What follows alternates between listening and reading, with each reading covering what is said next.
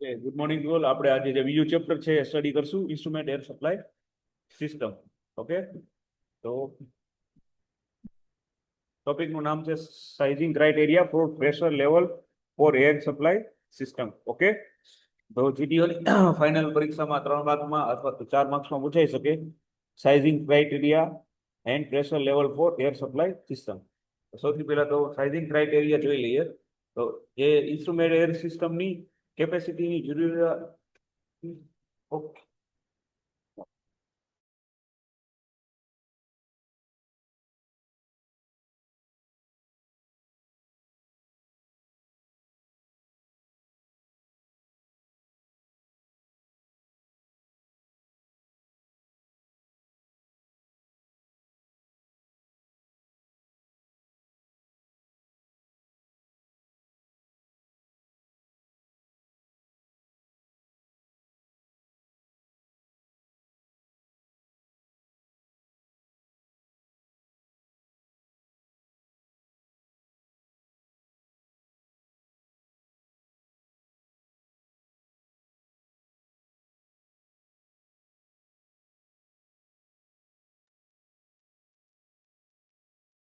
Okay, sizing criteria instrument air સિસ્ટમની કેપેસિટીની જરૂરિયાત પ્રમાણે સ્ટાન્ડર્ડ મુજબ યાદી બનાવવામાં આવે છે. ઓકે, અને યાદી બનાવ્યા બાદ એ પણ જાણવું જોઈએ કે એક સમયે કેટલા ન્યુમેટિક ઇન્સ્ટ્રુમેન્ટને ઓપરેટ કરવામાં આવશે. હવે ઘણા ઇન્સ્ટ્રુમેન્ટને કન્ટિન્યુઅસ એર સપ્લાયની જરૂરિયાત રહે છે તથા ઘણા ઇન્સ્ટ્રુમેન્ટમાંથી સતત એર બ્લાઇડિંગ થતી હોય છે. ક્લિયર? અને ઘણી એપ્લિકેશનમાં આપણે જે ઇન્સ્ટ્રુમેન્ટ સપ્લાય લાઇનની લેન્થ હોય એ વધારે હોય છે. આથી પ્રેશર ઘટવાની શક્યતા રહે છે. આવી બાબતોનું પણ આમાં ધ્યાન રાખવામાં આવે છે અને પછી યાદી બનાવવામાં આવે છે. ક્લિયર? એકદમ સિમ્પલ છે, ઇઝીલી થિયરિટિકલ બધા ટોપિક છે એટલે ઇઝીલી વ્યવસ્થિત યાદ રાખી લ્યો એટલે થઈ જાય. ક્લિયર? હવે ફ્યુચરમાં કેટલાક ન્યુમેટિક ઇન્સ્ટ્રુમેન્ટનું આપણે ઇન્સ્ટોલ કરવાનું હોય તેનું પણ ધ્યાન રાખવામાં આવે છે. હવે આ બધી બાબતોનું ધ્યાન રાખીને ટોટલ એરની જરૂરિયાત નક્કી કરવામાં આવે છે. ક્લિયર? અને એરની વપરાશ અને તેની કેપેસિટીની જરૂરિયાત નીચેના ટેબલ પરથી જાણી શકાય છે. બરાબર, ઇન્સ્ટ્રુમેન્ટ એર યુઝર અને કેપેસિટી રિક્વાયરમેન્ટ એમાં ક્યુબિક ફૂટ પર મિનિટ જોઈએ તો એર યુઝર છે ઈચ ઇન્સ્ટ્રુમેન્ટ એર પિલોટ હોય તો એમાં 0.50, પછી ડાયાફ્રામ વાલ અને પોઝિશનર હોય તો 0.75, અને પિસ્ટન અને પોઝિશનર હોય તો 3, અને પર્સ ઓર બ્લો બેક હોય તો 10. તો આટલું જે છે એ એની રિક્વાયરમેન્ટ હોય. હવે આમ બધી બાબતોને આપણે ધ્યાનમાં રાખીને કેટલીક પ્રેશર વાળી એર સપ્લાયની જરૂરિયાત છે તે નક્કી કરીને આપણે કમ્પ્રેસરની સાઇઝ નક્કી કરવામાં આવે છે.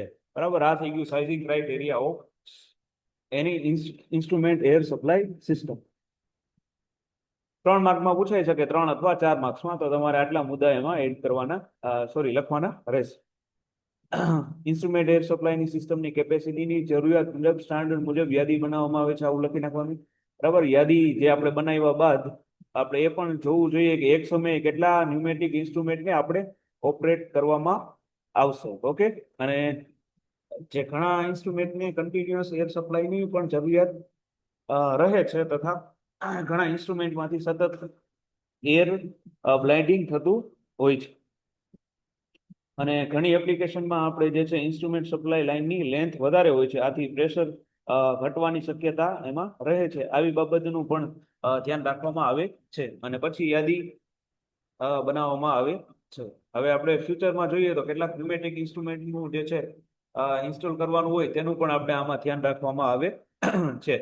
અને એકદમ સિમ્પલ ટોપિક છે, ઇઝીલી યાદ રહી જાય એવું છે. બરાબર, તો ખાસ આ ટોપિક મોસ્ટ એમપી છે. ક્લિયર? અને એરની વપરાશ અને તેની કેપેસિટીની જરૂરિયાત નીચેના ટેબલ પરથી આપણે જાણી શકાય. બરાબર, આપણે જે કઈ એરની વપરાશ અને તેની કેપેસિટી જોતી હોય તો એ નીચેના ટેબલ પરથી જાણી શકાય છે. જેમ કે ઇન્સ્ટ્રુમેન્ટ એર યુઝર છે અને અહીંયા એની કેટલી કેપેસિટીની રિક્વાયરમેન્ટ છે. બરાબર, તો ઈચ ઇન્સ્ટ્રુમેન્ટ એર પિલોટ છે એ 0.50, અને ડાયાફ્રામ વાલ અને પોઝિશનર હોય તો 0.75, એન્ડ પિસ્ટન પોઝિશનર હોય તો આ જે છે 3, અને પર્ચ ઓર બ્લો બેક હોય તો 10. હવે આમ બધી બાબતોને આપણે ધ્યાનમાં રાખીને કેટલી પ્રેશર વાળી આપણે એર સપ્લાયની રિક્વાયરમેન્ટ છે તે નક્કી કરી ડિસાઇડ કરી અને કમ્પ્રેસરની આપણે સાઇઝ નક્કી કરવામાં આવે છે. Clear? Sizing criteria of air supply system. હવે એવી જ રીતે પ્રેશર લેવલ જોઈએ તો ઇન્સ્ટ્રુમેન્ટ એર સપ્લાય સિસ્ટમમાં આપણે પ્રેશર લેવલ મિનિમમ 40 PSI જેટલું રાખવામાં આવે છે. ક્લિયર? આ ખાસ યાદ રાખવાનું રહેશે કે જે ઇન્સ્ટ્રુમેન્ટ એર સપ્લાય સિસ્ટમ હોય એમાં આપણું જે પ્રેશરનું લેવલ છે એ મિનિમમ 40 PSI થી જેટલું રાખવામાં આવે છે. હવે મોટા ભાગે 80 PSI થી 100 PSI જેટલા પ્રેશર નો જે છે આપણે આમાં ઉપયોગ કરવામાં આવે છે. Okay, clear? બરાબર. મિનિમમ આપણે જે છે 40 PSI, બટ આપણે જનરલી મોટા ભાગે 80 થી 100 PSI થી જેટલું પ્રેશરનો આમાં ઉપયોગ કરવામાં આવે છે. હવે જ્યારે વધારે પ્રેશર સોર્સની જરૂરિયાત ઊભી થાય ત્યારે પિસ્ટન અને સિલિન્ડર પર વધારે ટોર્ક આપવામાં આવે છે. હવે જેનું ડિસિઝન મેઇન ડિસ્ટ્રીબ્યુશન હેડર દ્વારા ઉપયોગમાં લેવાથી એર પ્રેશર લેવલ ઉપર રહે છે. 10 થી 15 PSI થી એરનો જે ડ્રોપ થાય છે જે ક્લિનિંગ અને ડ્રાઇંગ સિસ્ટમમાં આનો ખાસ ઉપયોગ થાય છે. હવે આ બધી બાબતોને આપણે ધ્યાનમાં રાખી પ્રેશર લેવલ નક્કી કરવામાં આવે છે. ક્લિયર? પ્રેશર લેવલ માટે અને sizing criteria four air supply અને પ્રેશર લેવલ. ક્લિયર? ખાસ સાઇઝિંગ ક્રાઇટેરિયા જે છે એ આઈએમપી સબ્જેક્ટ ટોપિક છે, એ ખાસ યાદ રાખવાનું રહેશે. મોસ્ટ આઈએમપી બીજો topic supply system for small air requirement. બરાબર, supply system for small air requirement તો ખાસ મોસ્ટ આઈએમપી ટોપિક છે. 7 માર્ક્સમાં જીટીયુની ફાઇનલ પરીક્ષામાં પૂછાતું હોય છે. એમાં સૌથી પહેલા તો જોઈએ બે રિસીવર આપેલા છે. બરાબર, સ્ટેન્ડ બાય કમ્પ્રેસર અને અહીંયા મેઇન કમ્પ્રેસર. અહીંયા ફિલ્ટર બંને આપેલા છે. ઓકે, અહીંયા વાલ આપેલા છે. બરાબર, અહીંયા મોઇસ્ચર સેપરેટર, અહીંયા પણ એક ઇન્ડિકેટર આપેલું છે. બરાબર, તો ખાસ જે છે એ ઇન્ટેક ફિલ્ટર, રિસીવર અને સ્ટેન્ડ બાય કમ્પ્રેસર. ઓકે,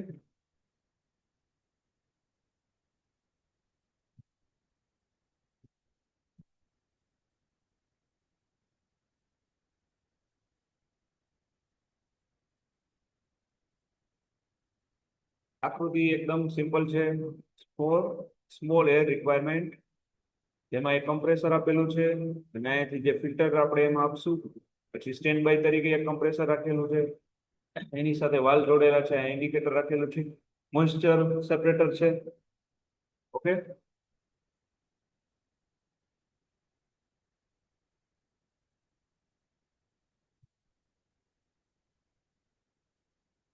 હવે પ્રોસેસ પ્લાન્ટમાં બે પ્રકારની એર સિસ્ટમની જરૂર પડે છે, જેમાં ઇન્સ્ટ્રુમેન્ટ એર સિસ્ટમ અને પ્લાન્ટ એર સિસ્ટમ. બરાબર, આખી જે પ્રોસેસ પ્લાન્ટ હોય એમાં આપણે બે પ્રકારની એર સિસ્ટમની જરૂર પડતી હોય છે, જેમાં ઇન્સ્ટ્રુમેન્ટ એર સિસ્ટમ જોઈએ અને પ્લાન્ટ એર સિસ્ટમની આમાં જે છે જરૂર હોય છે. જ્યારે ઓછી એર કેપેસિટીની જરૂરિયાત હોય તો સેલ્ફ સિસ્ટમ હોય છે, જેને ફિગરમાં દર્શાવી છે.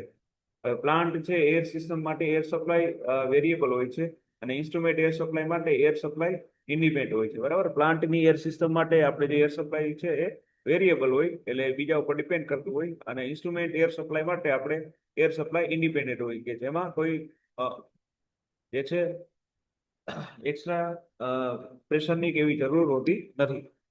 હવે આના કન્સ્ટ્રક્શનમાં આપણે air coded compressor, filter, dryer, air receiver જેવા સાધનોનો સમાવેશ થાય છે.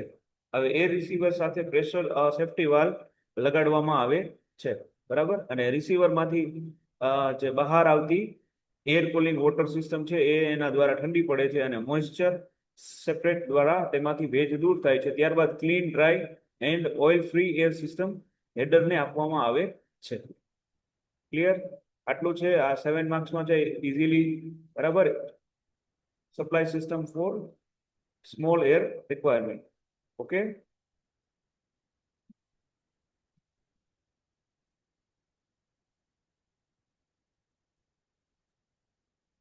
સ્મોલ એર રિક્વાયરમેન્ટ માટે. બરાબર, હવે આવી જ રીતે જે છે draw and explain air supply system for large air requirement. તો આ થોડું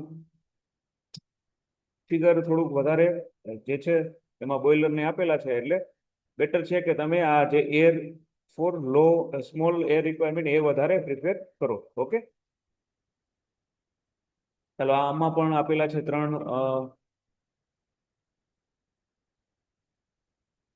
રિસીવર આપેલા છે, બરાબર, એની સાથે બધા વાલ ને બધું જોડેલું છે. ક્લિયર? બરાબર, વ્યવસ્થિત આકૃતિ જોઈએ. ડ્રો એન્ડ એક્સપ્લેન આવી રીતના જ પૂછાશે. Draw and explain air supply system for large air requirement. Total 7 marks.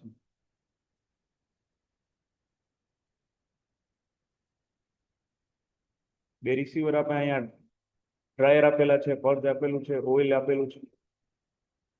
Clear?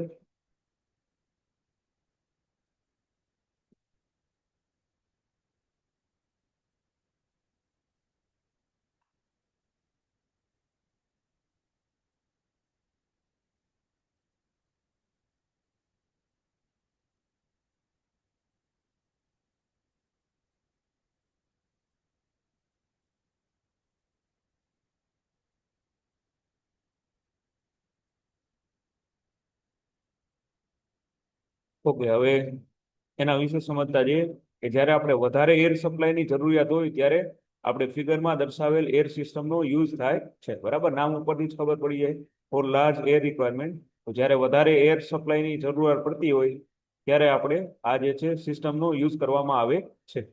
હવે સૌ પ્રથમ તો વાતાવરણમાંથી જે આવતી હોય હવા, એર, એને ફિલ્ટરમાંથી પસાર કરવામાં આવે. બરાબર, અને ઇન્સ્ટ્રુમેન્ટ એર કમ્પ્રેસરમાંથી પસાર કરીને આ જે છે વાલ્વને આપવામાં આવે છે. બરાબર, અને ત્યારબાદ આ એરને મોઇસ્ચર સેપરેટરને આપવામાં આવે છે, અને એર જે છે એ ભેજને દૂર, એમાંથી જે છે ભેજને દૂર કરવામાં આવે છે. ત્યારબાદ કમ્પ્રેસરમાંથી આવતી એર અને પ્લાન્ટ એર જે છે એ રિસીવરમાં આપવામાં આવે છે. હવે એર રિસીવર સાથે પ્રેશર સેફ્ટી વાલ્વ એટલે કે પીએસવી અને પ્રેશર ઇન્ડિકેટર પીટીસી, બરાબર, પ્રેશર સેફ્ટી વાલ્વ અને જે છે પીટીસી પ્રેશર ઇન્ડિકેટર, અહીંયા જે આપેલું છે પ્રેશર ઇન્ડિકેટર, બરાબર, એમાં લગાડવામાં આવે છે. અને ત્યારબાદ ઓઇલ જે છે એ ઓબ્ઝર્વરમાંથી એરને ડ્રાયરને આપવામાં આવે છે, અને ડ્રાયરમાંથી એરને ફિલ્ટર કરી એને એર સિસ્ટમ હેડરને આપવામાં આવે છે. બરાબર, આ બંને થઈ ગયા આપણા જે છે topic air supply for large and small air requirement. બંને 7 માર્ક્સમાં પૂછાતા હોય છે. તો આપણે જે છે સ્મોલ એર રિક્વાયરમેન્ટ છે એ વધારે ઈઝી રહીએ, તો આ ટોપિક ઉપર વધારે ફોકસ કરવાનું રહેશે. ક્લિયર? આપણે અત્યારે સ્ટડી કરી રહ્યું ટોપિક સાઇઝિંગ ક્રાઇટેરિયા અને પ્રેશર લેવલ. બરાબર, સાઇઝિંગ ક્રાઇટેરિયામાં આપણે સ્ટડી કર્યું હતું કે ઇન્સ્ટ્રુમેન્ટ એર સપ્લાય સિસ્ટમની કેપેસિટી છે એ જરૂરિયાત પ્રમાણે સ્ટાન્ડર્ડ મુજબ યાદી આમાં બનાવવામાં આવે છે. 4 માર્ક્સમાં અથવા 3 માર્ક્સમાં પૂછાતું હોય છે જીટીયુની ફાઇનલ પરીક્ષામાં. બરાબર, યાદી બનાવ્યા બાદ એ પણ આપણે જોવું જોઈએ કે એક સમયે કેટલા ન્યુમેટિક ઇન્સ્ટ્રુમેન્ટને ઓપરેટ કરવામાં આવશે. ઘણા જે ઇન્સ્ટ્રુમેન્ટ છે એને કન્ટિન્યુઅસ એર સપ્લાયની જરૂરિયાત રહે છે, તથા ઘણા ઇન્સ્ટ્રુમેન્ટમાંથી સતત કન્ટિન્યુઅસ એર બ્લાઇન્ડિંગ થતી હોય છે. ઘણી એપ્લિકેશનમાં આપણે ઇન્સ્ટ્રુમેન્ટ એર સપ્લાય લાઇનની લેન્થ વધારે હોય છે, આથી પ્રેશર ઘટવાની શક્યતા એમાં રહે છે.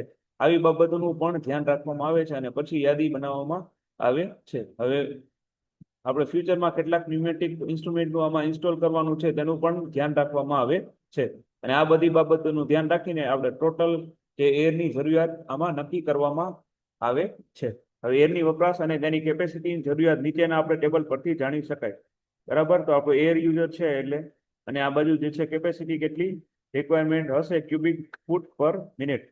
તો એમાં ઈચ ઇન્સ્ટ્રુમેન્ટ એર પિલોટ હોય તો એમાં 0.50, ડાયાફ્રામ વાલ્વ પોઝિશનર હોય તો 0.75, અને પિસ્ટન પોઝિશનર હોય તો 3, અને પર્જ અને બ્લો બેક હોય તો 10 ક્યુબિક ફૂટ પર મિનિટની જરૂરિયાત રહેશે.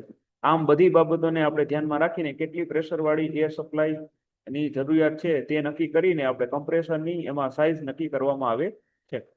હજી પ્રેશર લેવલ જોયું હતું, તો એમાં જે છે ઇન્સ્ટ્રુમેન્ટ એર સપ્લાય સિસ્ટમમાં પ્રેશર લેવલ મિનિમમ 40 PSI જેટલું રાખવામાં આવે છે. મોટા ભાગે આપણે 80 PSI થી 100 PSI જેટલા પ્રેશર નો આમાં ઉપયોગ કરવામાં આવે છે. જ્યારે વધારે પ્રેશર સોર્સની જરૂરિયાત ઊભી થાય ત્યારે પિસ્ટન અને સિલિન્ડર ઉપર વધારે ટોર્ક આપવામાં આવે છે, બરાબર. અને જેનું ડિસિઝન જે છે મેઇન ડિસ્ટ્રીબ્યુશન હેડર દ્વારા ઉપયોગમાં લેવાથી એર પ્રેશર લેવલ ઉપર રહે છે. 10 થી 15 PSI થી એરનો ડ્રોપ થાય છે, જે ક્લિનિંગ અને ડ્રાઇંગ સિસ્ટમમાં થાય છે.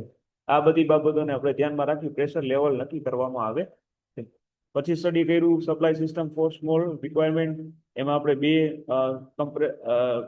રિસીવર લીધા, એમાં કમ્પ્રેસર, પછી અહીંયા સ્ટ્રેન્ડ બાય કમ્પ્રેસર રાખેલું છે, બરાબર. પ્રેશર સેફ્ટી વાલ્વ રાખેલા છે, ક્લિયર.